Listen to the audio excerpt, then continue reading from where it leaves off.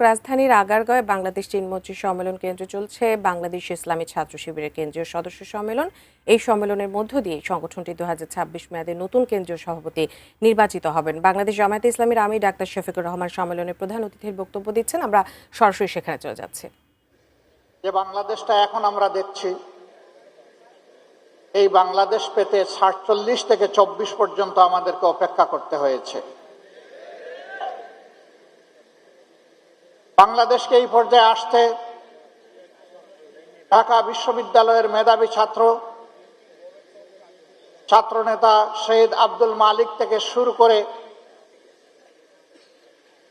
সর্বশেষ বিপ্লবী শরীফ উসমান হাদি পর্যন্ত অনেককে জীবন দিতে হয়েছে।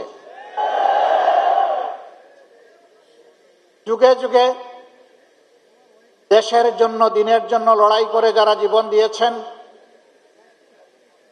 দেশে কিংবা প্রবাসে যেখানেই হোক, মহান রবের দরবারে দোয়া করি আল্লাহ তাদেরকে মর্যাদাবান শহীদ হিসাবে কবুল করুন।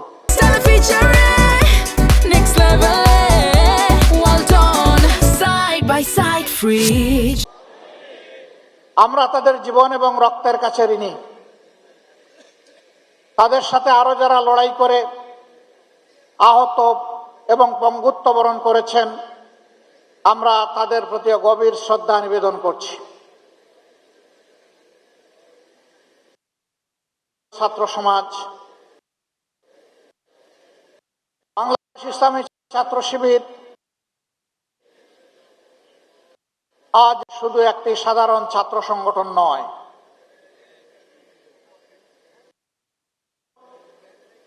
24-এর বিপ্লব পরবর্তী এই সময়ে বাংলাদেশের আপামর ছাত্র সমাজ